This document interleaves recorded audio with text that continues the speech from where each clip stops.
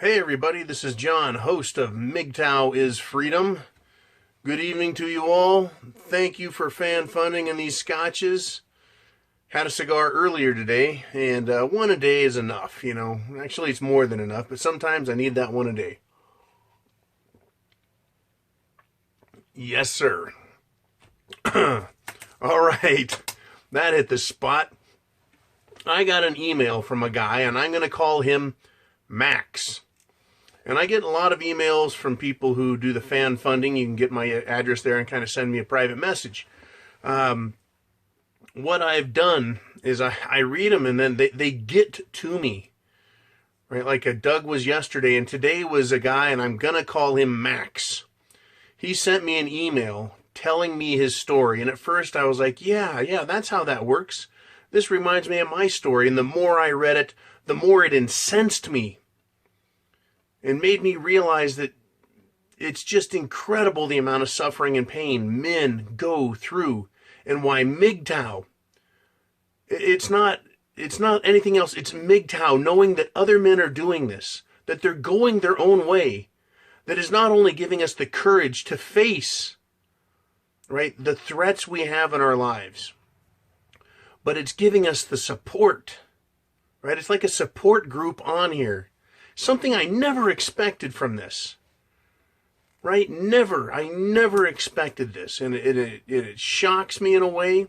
It hurts me in another way. And it also gives me heart because of what Max has written here.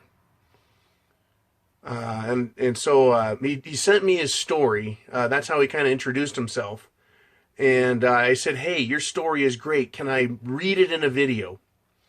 And he wrote back, hi, John. I am more than happy for you to talk about my story. If it helps even one guy avoid the pain and suffering, mental and physical abuse, then I could sleep better at night. I ended up at the end refusing to work more than was necessary to cover bills. My thinking was, fuck you, meaning his ex-wife. I'm not working my ass off to have nothing for it. Now I'm back in work mode, working for myself and my kids. And he's got 2 boys just like I do. It really is mental abuse. And I will not let her destroy the rest of my life. So before I get to the rest of the letter, or the original letter, and he typed it, he may have typed it on a phone, he may have been in a hurry, he may have been upset by it, having seen what he wrote down, and it kind of pisses me off good. So I may not read it perfectly clear, but I may back up and reread a sentence or two here. It's a pretty powerful letter, right? It's not, hey, had a deal with women. It's, I fucking had it with women. These feminist women. What they do to men is horrid. Horrid. So this is, you know, I feel like instead of Dear Abby, I'm like, Dear John. It's like, hey, man, you cannot believe what's going on. You know, I thought I had a pretty hard setup, and I know I did, right? Or the takedown on my divorce. And, you know, Jesus, at this point right now where I'm at, I need to put everything I have in an irrevocable contract trust, even though I'm not getting married, just to use it as a legal shelter. That is, give up ownership of everything and just put it in a trust. Man, they are vicious what they want to do to us. All right. So Max, and again, that's just to protect the innocent here, wanted to share his story, and he believes it'll help you. He believes it'll harden you. It can help warn you. It can help guide you. That's what I think of his letter, okay? He was talking about supporting Mgtow producers, other Mgtow men. And he said that he's doing it, right, in the hope that my 2 boys don't get trapped in the cycle of what I call they love you till they don't need you. Right, so that's what Max calls it. He says, I was married for 12 years. In that time, I built up 2 successful businesses. I worked hard and built a small empire. I started noticing the change in her after our 2nd child. And I'm going to stop right there. I was building a small empire, what one man could do. And when my ex had the second child, that's when things changed too. So a lot in common here. He writes, the sex dried up. The shaming began. I was bringing home the bacon and was successful out in the real world. But in the house, I was lazy, hopeless, a bad father. My ex-wife started taking antidepressants and somehow convinced me that the problem was with me, and I went along with her idea to go on them too. Isn't that incredible? And I'm stopping the letter to talk about Max. How he busted his ass. He was making a small fortune, had 2 successful businesses, right? It sounds like everything is going along great. And then comes the mega control, right? So this is what happens next. She alienated me from my family and took every opportunity to bring them down. About 1.5 years ago, I started to feel differently about myself and started standing up to her. I began having a fuck this attitude. I came off the antidepressants, started calling her out on all the bullshit. This is what a lot of men do.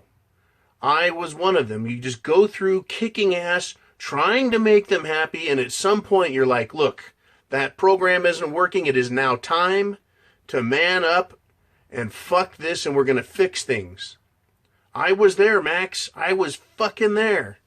And many men are. Men that get married and find out what a destructive pitfall, right? An abyss that marriage is for men. It is incredible, but he did. He started calling her out on her bullshit, right? And this is where it leads. This is amazing to hear. Max says, the effect this had was that she had to ramp up the shaming and manipulation to try to keep me in line. Needless to say, it didn't work. So now we've got, goat versus goat, and just butting heads, butting heads, right? That is the competitive nature that a feminist has with a man. She cannot have him get loose. Feminist women cannot let their men think for themselves. Not for 1 second. Because they know what comes of it. They lose control, and they cannot lose control. So the headbutting, the fighting starts. Okay, so let's go on to return to Max's letter. She kept saying that she would leave me if this did not improve. I used to say to her, well, there's the fucking door if you're not happy. And again, good for you, Max. You stepped the fuck up. You tried it her way, it didn't work. You went your way.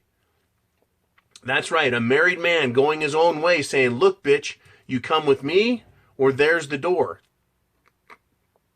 And remember, this isn't a man that's a bum. This is a man that owns 2 small businesses and kicks ass. He is a golden goose, a money-making machine. Right? He's a stud. And what is this woman doing? Trying to manipulate every nitpicky thing in his life to control him rather than let him lead the way after already having proven his competence, his desire, his willingness, his flexibility, etc., etc., etc. Okay? He goes on to say, I was never going to leave her, but decided to sacrifice my happiness to have a stable home for my kids. I realized that now I was totally wrong in doing that and hoping I can undo the damage it probably caused my 2 boys. Now, this is the catch-22 that married men face. When they want to say, finally, that's enough, we're going to do it the man way, and you've got children. Right? You can leave them when the kids are young, and that mom is going to take the kids if she can and totally fuck their heads up because she's a feminist and she wants to indoctrinate them to serve her and then ultimately serve another woman. They don't understand the destruction behind feminism and how generation after generation after generation is going to be punished. Or you stay with them. Year after year of you being abused and then the kids being abused and seeing their father trashed. So I think that's the damage he's saying, man, I want to undo that damage it caused my 2 boys. Now it's looking to me like Max's kids are younger than mine. according as he's only been married 12 years. So they're young, right? I waited till my boys were older to get divorced because I finally said, look, my boys need to see a man ultimately in charge or to show how the door is the solution, right? After you've proven that you have to be followed and they refuse, ultimately there's the fucking door. Okay? So he says, I hope I can undo the damage it probably caused my two boys. No one can tell another man, you need to leave or you need to stay. That is that man's decision. And Max, whatever you did, you did it as right as you could under the situation and the circumstances, man. And all men support other men on that. Right? You've made that decision. It's yours. You get to live with it. You get to deal with it. And it was probably the right thing to do. So step forward, brother. All right. He says, I confronted her about the lack of sex, and she said it's because she was embarrassed about her body.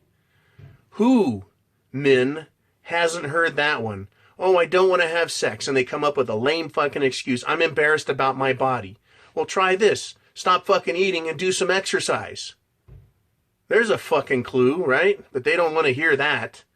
They want to hear it's your fault, right? So he says, I went along with $30,000 worth of plastic surgery to make her feel better.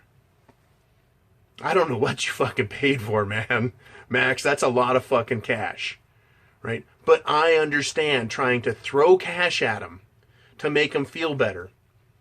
That feeds the materialistic monster. And I made the same mistake, trying to placate them, trying to satisfy their desire. They're saying they want something, and you're thinking, well, if I just give it to them, they'll shut the fuck up and be okay.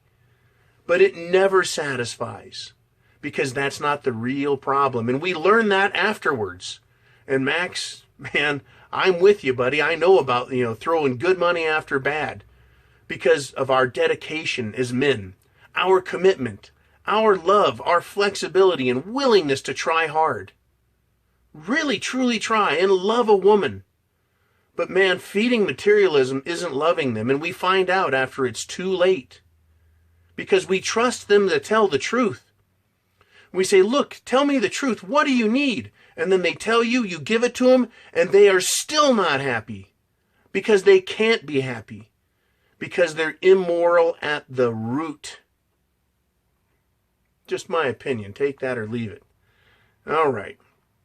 So he goes on to say, as soon as the scars healed, meaning her plastic surgery scars, I caught her having an affair on Tinder. And you guys know how long that takes to get fucking hooked up? About 5 seconds, right? She was having an affair on Tinder. Then followed the gaslighting mental cruelty. If you guys don't know what gaslighting is, that is where someone tells you the exact opposite of the truth. And you're like, but you said this. And they're like, no, I never said that. And they make up lies purposefully, intentionally to make you feel like you're fucking crazy. To drive you absolutely out of your mind. Like a total denial. Total denial. Oh, my son's here. Total denial of what they said about you in public. They'll totally repudiate everything you said, right? And you're like, no, you said this. This guy just came and told me. And they're like, I never said that. Right, I need my sock puppet. I'm going to get some sock puppets. All right. Let's see. My boy's here. I'm going to talk to him a little bit. Okay, I love my sons, and that was my older boy. He drove here to pick up his golf clubs. It's time to get warmed up for golf. So, anyways, gaslighting is where people lie and they do things just to fuck with you. Right, like, say the second drawer is the drawer